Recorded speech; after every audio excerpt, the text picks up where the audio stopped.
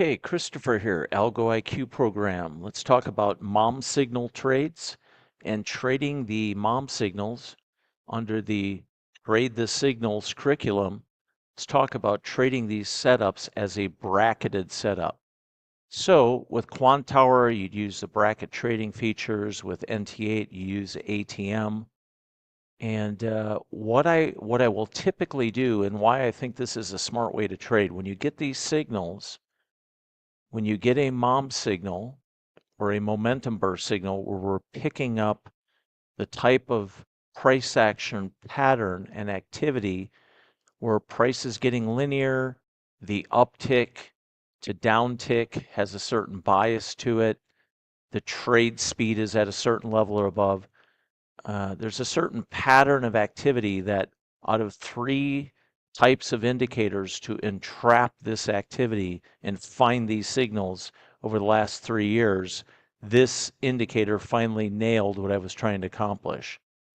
And so let's see, out of the open here, this is the 11th of August. Trade activity out of the open, it's a little bit choppy so far. We do have a very significant area of prior pivots. I'll put that up there, so that's something I'll pay attention to. Got some low pivots right in this area price. And just below that, we had some area of recent support. That was all formulated during the day session when the largest of participants are in operating trade activity. So somewhere in that area. So I'm kind of framing up where's the market. So coming into the open, I'd be willing to take the first signal on the day. If we get a long signal, I would be looking for lift up to this area price and any excursion above that to grab profits. If we come down on a short signal, we've already had one. So any short signal we get, if we got that next, would be a continuation signal. I would be less excited about taking it, but on the just trade the signals approach, if I get a signal, I'll take it, see if we can chip through this recent support in here from end of day prior days and overnight session and at least make a run down to these this area of pivots that were formulated back on the 8th of August during day session US Central Time hours. Okay, so standing by for a signal, I do have a more passive bracketed approach using NinjaTrader ATM. Let me pull that up.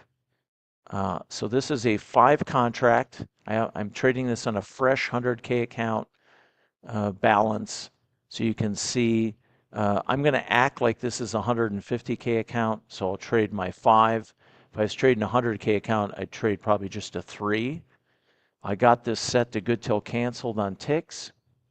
Now what I'm going to do, I'm going to have a stop loss of basically about 30 points. My stop loss, I always determine it based on the type or the instrument I'm trading and the time frame I'm on. So in general, I like to have my trade entries so that my stop for myself is never more than where the signal's at. So if I'm going long, wherever my entry is, I like my stop to, in general, to be right around the signal, not more. On swing trading, I might get in trades where I have my stop just beyond where the most recent price pivot is. That's a different approach. Right now, I'm talking about intraday trade activity. Now, since the market isn't anywhere near some key level or anything that excites me, it's kind of in the middle of our recent cyclical range, I'm going to use my passive approach, meaning I'm not going to have any auto trail on. So my profit trigger, actually it needs to be 200. Let's set that as a template. That's my passive one. So when we get 200 ticks in the money, since I have a 120 tick stop, almost double that, I'm going to have any trade in that direction where it's gone 200 ticks in the money, I at least want my stop to go to break even plus 2 ticks. This is a more passive bracket, meaning once I put it in place on any trade signal, I have a stop protecting me. I have a target about 7 to 1 out far away from my price. And did we cover that? Let me cover that real quick. Yeah, I have a target out 840 ticks away. So 7-1. And I like that. So that way, if I get in a trade and she just rips, at least I have some target out there. Now, this is a passive one. I don't have any auto trail, but the only thing I have on is when I'm getting close to 2-1 in the money, get my stop to break even plus. I'll handle it from there. Once I can see what this market's going to do and it gets a bit of direction out of the open, I get some linear price movements, then I'll go to my more dialed in bracket that has auto trail functionality. And my whole objective is I just want to get in each day. Let's say this is a 150K account. I want to get in each day, get my $700 per account, and get out of here. So if I'm, 700 on a master account, then obviously any additional trade accounts that this is talking out to will duplicate for the most part what I'm doing here within a few ticks or a few dollars P&L. So right now I'm going to stand by. I get in trades on buy market and sell market. When I get a signal, I want to get in. That's my bias. You can try to buy ask into buys or sell bid or ask into sells. That's up to you. What I do, I'm just focused on when I hear the audible tone on a signal more than seeing the signal appear in the chart. I'm going by audible tone. As soon as I hear that, I'm ready to jump in. And what I pay attention to, and this is a big reason too why I love the AIQ bands. We have the AIQ super bands, my 7th generation of no repainting, no recalculating, on live feed adaptive price bands. My AIQ bands are using the same math and logic that we have in our AIQ1 indicator. And when I see price spending time on the upper side of the AIQ bands, I know I might be getting ready for long signal.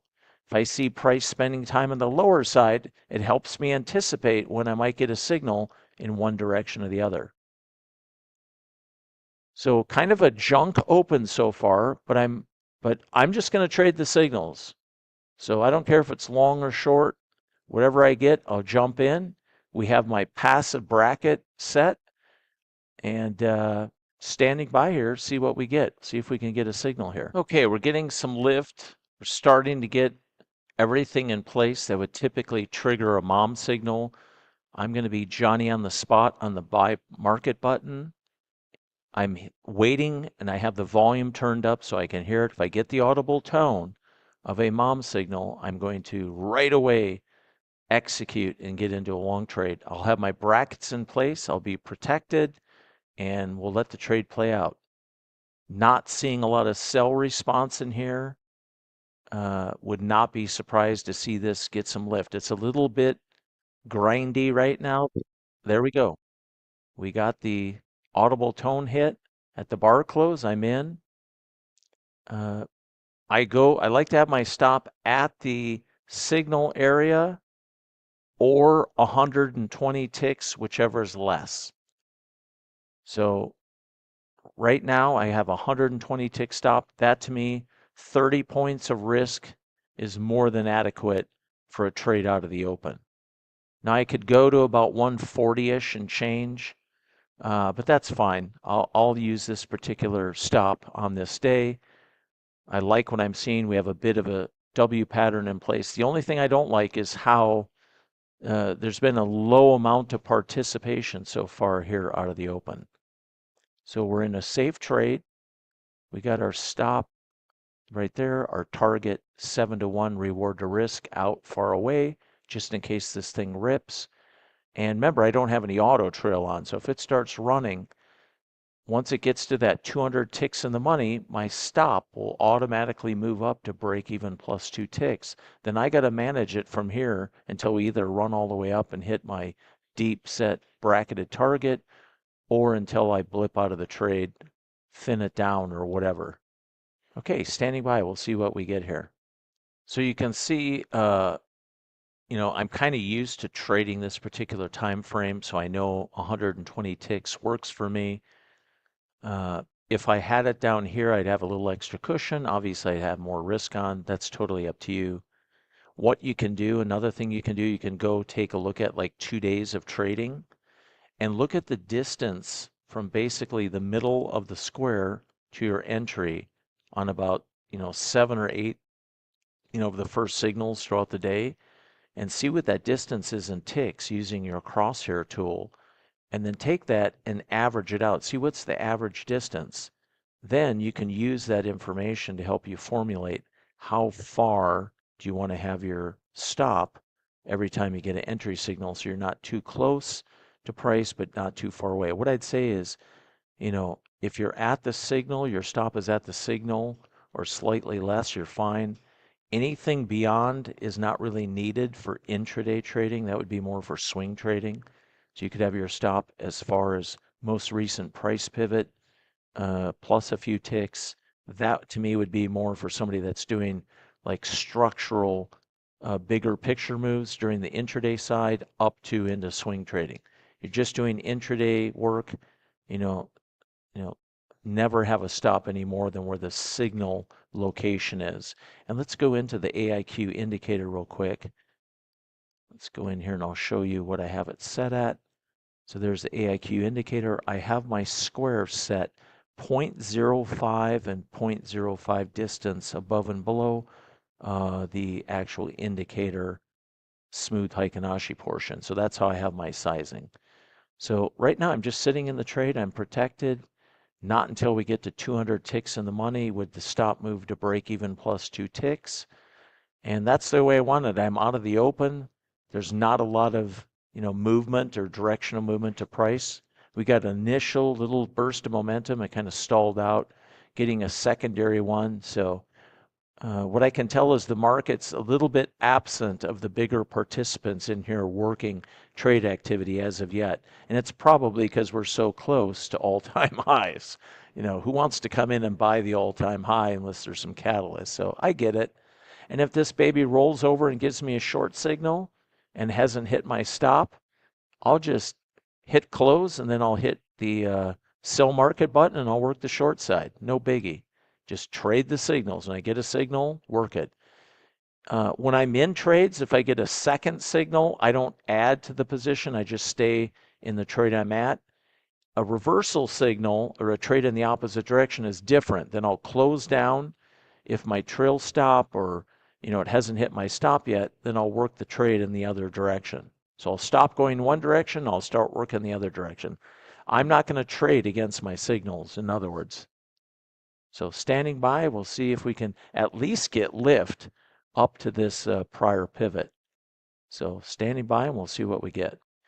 Okay, I just had a secondary long signal. I'm already in a long trade, not touching anything. I leave it alone. I'm waiting for the bracket.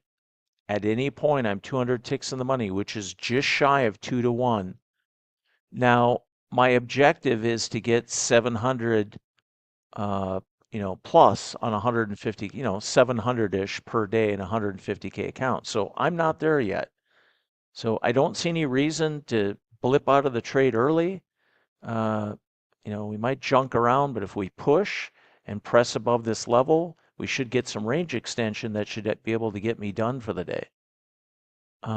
Otherwise, if it rotates and like goes sideways for a bit and I'm not really seeing any progress, I can just flatten the trade and wait for the next signal.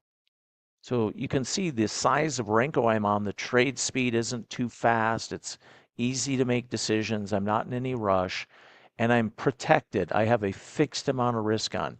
Actually, personally, if I see this come up and press this yellow level and peek its head above, and the break-even stop mechanism hasn't triggered quite yet, I'd move that to break-even plus. If we come all the way up to that pivot and can't range extend above it, I don't need to have any more risk on because it might just stall right over, roll over, and come right back into the prior range. But anyhow, for now, I'm just going to leave it alone and see what we get. Well, for how much bullishness we've had lately and how active the market's been, this is taking a long time. I haven't been in a trade this long in a long time. They usually like work really quick or they don't. But hey, what I do like, just from what I talk about in many videos, okay, we know we had some support. We get through the US cash session open, stair step pivot higher. We have a little pivot right there. Lift, stair step pivot higher. See that little pivot? Lift, stair step pivot higher. Lift, stair step pivot higher. I mean, this thing looks like it wants to make a run. Why we haven't at least gotten up to this level and tested so far is kind of comical. It's just, it's like we don't have enough of the large participants in here engaging as of yet. So any press to that area after how long this is taking, and this actually could be a cycle of accumulation. So they're slow playing it on purpose to be buyers, or they're trying to suck in long side action here. That's not what it looks like to me. They're trying to suck in long side and then they'll rip it down real fast and go bust through some levels. The way we have the W pattern in here and we have all these higher stair-stepping higher pivots still looks like 70% upside, 30% downside probability. If I start seeing some pivots getting taken out, then I know that this is just, there's no buy side participation. So that's going to entice those that are long from lower levels to just cash out and get out of here and wait for the, the market to give them a more significant pullback before they engage the buy side. But even on these drop downs, there's not a lot of volume so far. It's a very soft open so far. And we're protected. So no matter what happens, I'm good to go. Nothing's going to happen other than a fixed amount of risk. We'll get blipped out, and then I'll be waiting for a new trade setup. The smart thing about this approach, I would have to have a ton of stop outs in a row to get even anywhere near half my drawdown limit on a typical 150K or 300K account. So it's just like, it's a smart way to trade to always be responsible on the money management side for your daily drawdown limit, but also to have a methodical and systematic approach where you're just trading signals and not having to do a lot of thinking or figuring out what the market's doing. Okay, standing by, we'll see what we get here. One other thing I do want to mention here on the AIQ super bands, we're still up. Still up, and where are we at? We're hugging that center line. That's still pretty bullish. So center line, nope, get out of here, sellers. Center line, nope, get out of here, sellers. It's been doing that the whole time. So, so we're right in that area again. And there's not a lot of distance needed. It would take like, 2 sets of buy program activity where they're buying 0 DTE options, regular options. They buy baskets of stocks and they buy futures all in unison, automated to get us right up here, peeking our head above that level to see what kind of interest there is. So more lift, all these little pullbacks are getting about. We came a little bit lower than the prior pivot. Prior one still holding, now we're lifting. We come up here in this area at all and stall out again. I'll blip out, keep the profit I have on this, wait for a new setup. Because this really needs to break out and run. And if it can't, then I don't need to be in a trade anymore to the long side. Actually, just had a little bit of trade speed picking up. We likely would get another buy signal. Now I'm already in a buy from the original, so I would not take, I wouldn't, in other words, enter another position. I'm good with what I have, and as long as I'm not getting, if I get a short signal, then that's different. I'll close out and then I'll work the short signal. But we'd have to be down pressing on the lower side of the AIQ bands for me to anticipate getting any short signal. If anything, we're about to get another long signal because we're pressing on the upside of the bands after a slight pullback. Okay, standing by and we'll see what we get. Okay, back pressing. Very likely we're gonna get another signal. The way we lifted off this pivot was pretty quick, much quicker than all this prior price action. So now it looks like we're getting some participation that can maybe finally get us up. And then any press above this, I'm going to watch it like a hawk. As long as my Heikin-Ashi candles from the AIQ indicator stay cyan colored or aqua, whatever you want to call that color, I'll stay engaged. If I start seeing a rotation after a press to, I think that's new highs. I have to go back. I think that we're going to be above all-time highs again. Then I'm going to just blip out and take it. I'll let it push though. I'm going to let it push a little bit. So I want to get at least to 700.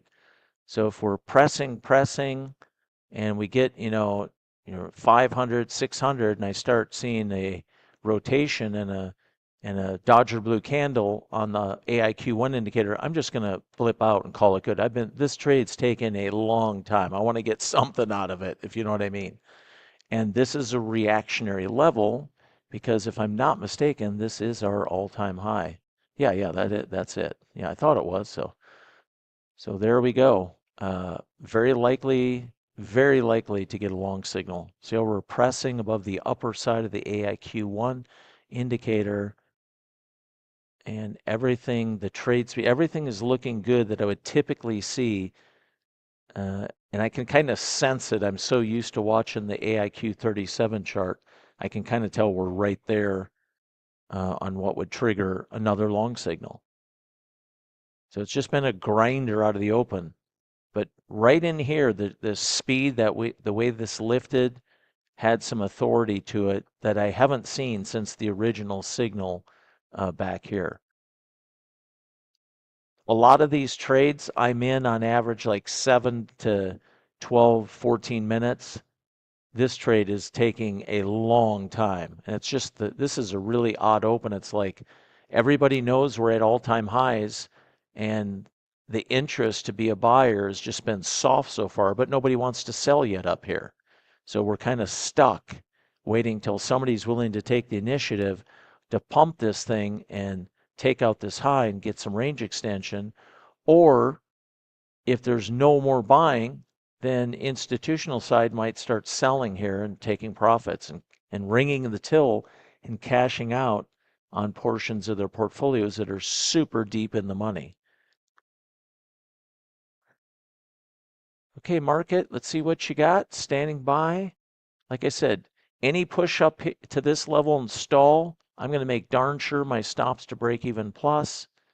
It should be triggering in any push above that prior pivot right in this area. I would think we should be getting to the 200 tick area where I'm about 2-1 in the money. Actually, we'll have to press a little bit higher, but yeah, right in this area, any push above this level should get my stop to break even plus. I really shouldn't even have to do it myself manual. I just, let the auto draw. I just want to make sure when we're pressing that level, I don't have any risk on, because sometimes when you press a key level, you can have a big reaction to it.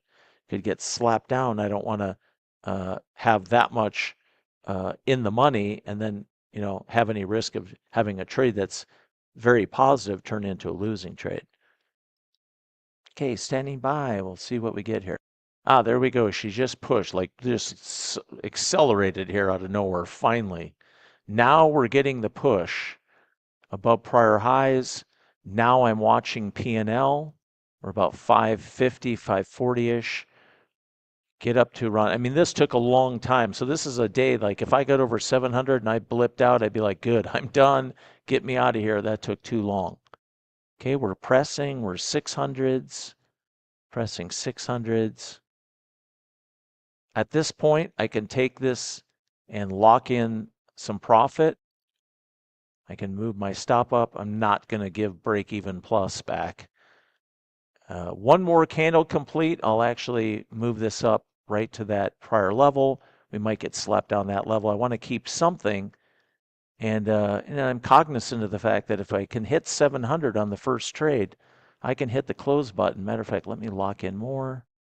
Let's lock in 72s, and we'll see what we get. Now I'm watching for the 700s. If we breach 700 on P&L, I'm just going to blip this thing out and call it good. I don't care how far it runs, because remember, my daily objective isn't to make $2,000 on this trade and some runaway move that finally happens. It's to get my 700 and be done for the day. That's my objective. So I'm bracketed, I'm protected. Matter of fact, what I'm going to do now on the target, I'll move the target down a bit. Let's move the target down a bit. just in case we get, a little bit of a rip here. Let me go to about the 20 level. Go right around 21. So we'll call that good. So now I've tightened it up. So I've used a bracketed approach to get me into the trade. Okay, 670s, a little higher. So now we'll go to like the 11s. So if I can hit 11s, I'd be done for the day because I sat in this trade and had to go through back and forth cyclical accumulation going on. Now, if I get a Dodger blue candle on the Heikinashi or get down here, I'll just let it stop me out and I'll wait for the next trade. And I got to work it some more to get over 700. Now, there's times out of the open or soon after the open when I see like a juicy setup where we do a level sweep. Now, any short signal from here would be a level sweep trade. A lot of times then will trade 7 MNQs. I'm just so used to trading those. I love those setups that I'll trade those as a 7 MNQ. Okay, we're getting very close here. I'm going to bracket in more. I'm going to put this to the 82s. Any sort of little push here should put me over to the 700s. Matter of fact, let's move this down. Let's move to the 07s, and we'll just call it good right there. If I can get 07s, we'll call it good and we'll take it. And we'll go 92s. And that's a lot of P&L. I'm very close to being done for the day, so why give it up? That means that any next trade, I wouldn't need a lot of movement in my intended direction to get me over 700, if you know what I mean. Okay, you know what? There we go. So now we're sitting at 579. So I could just be done for the day. I'm close enough to 700 that I'm good because it took so long. But I know we have a level sweep condition.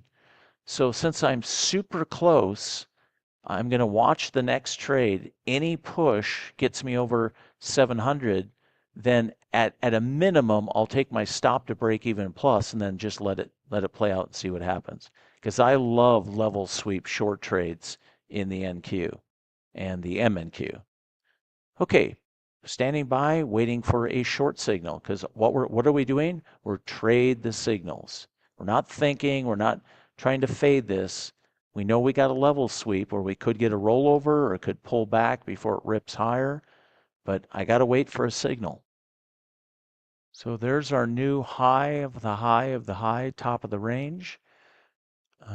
We have had some rotation downward, not surprised. That buy side seemed more of like a probe, where as soon as we got above the level, the buy side just disappeared.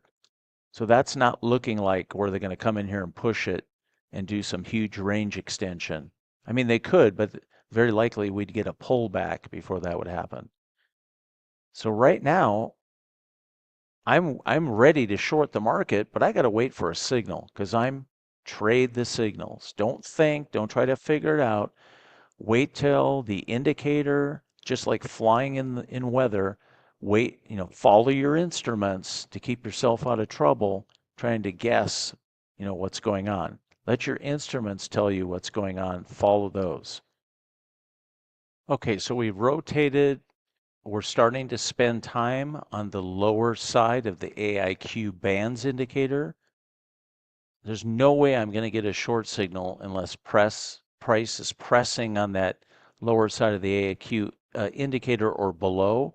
So I'm right in the part that's kind of giving me a heads up. Hey, if we get a little bit more momentum in here, you're going to get a signal. So be Johnny on the spot, ready to go to trigger your trade.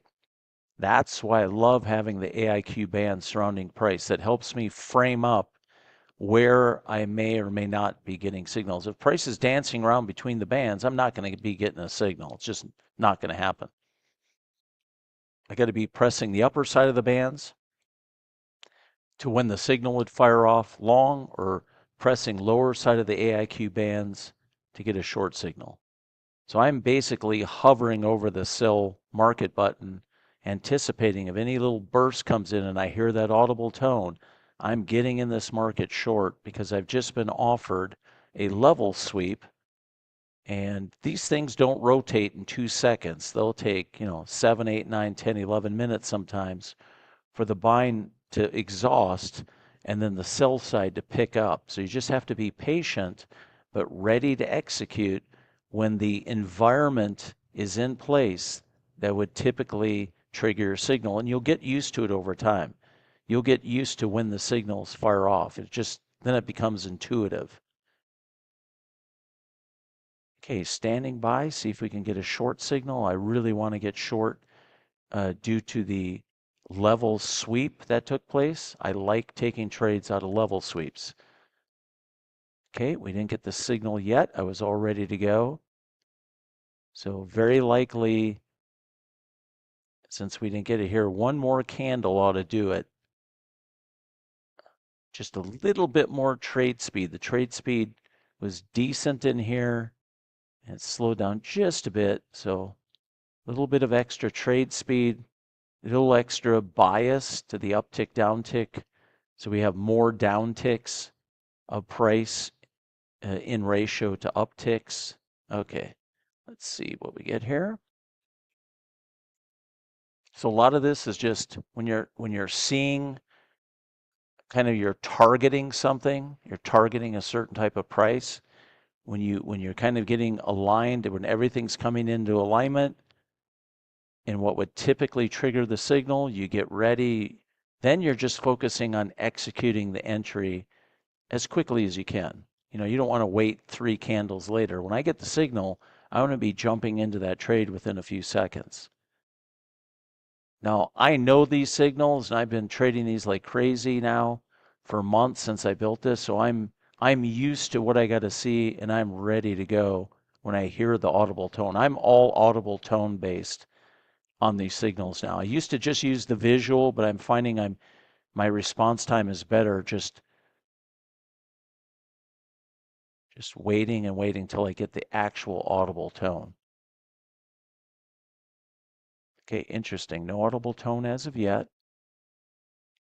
So standing by. Yeah, the trade speed is a little bit slow. A little bit slow. Like matter, I guess what I'm trying to say, if the speed of these candles forming was a tad faster, there we go. So we're in the trade. Oops.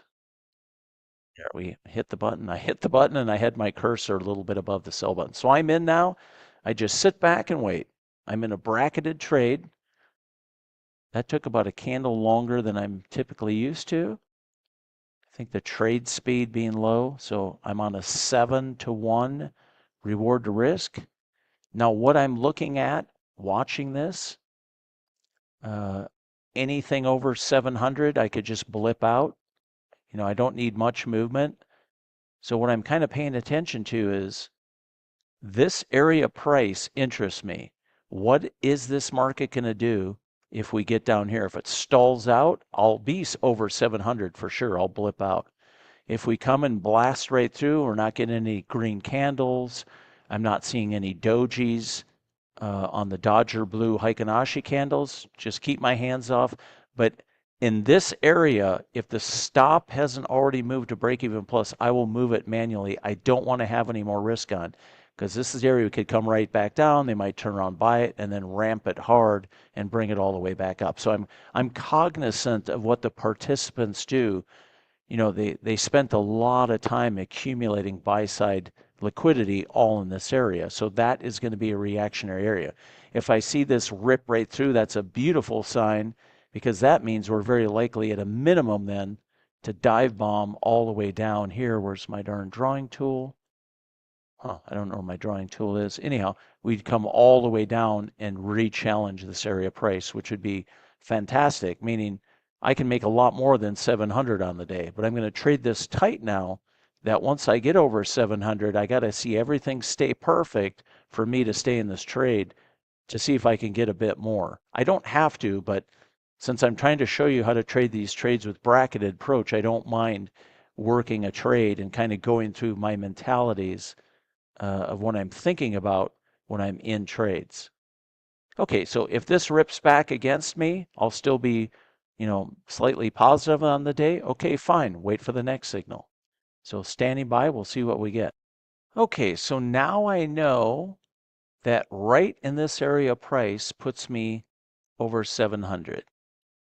So I have a little bit of area left till we get to that area where a lot of morning buy side activity was coming in, pushing price away, some below it, some below it. So that's the area I'm going to watch. I'm going to give this a chance. Any press to this area, I'm going to make sure if the stop hasn't moved already, I'll move it myself. And then we'll look for more downside. But now I know what area right in here, any trade to about the 730s area below, I have my 700 if I just want to blip out.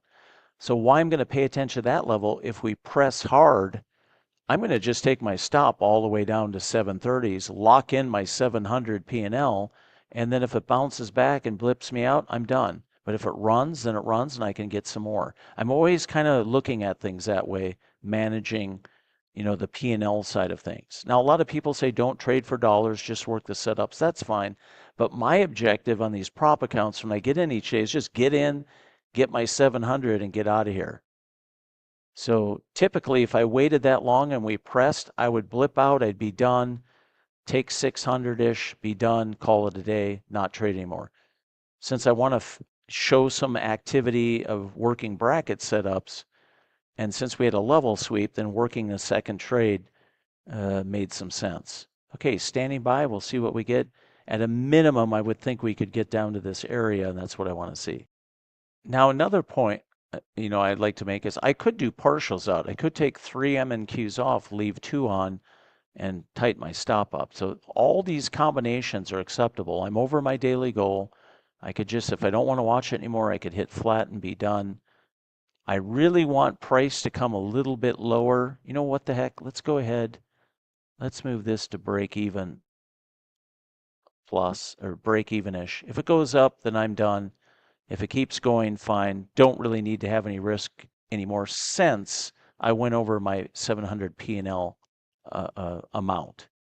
Okay, standing by, see if we can get more downside. Right in this area, any push through this area, I'll likely move this down to an area where I know I'd lock in at least 700 on the day.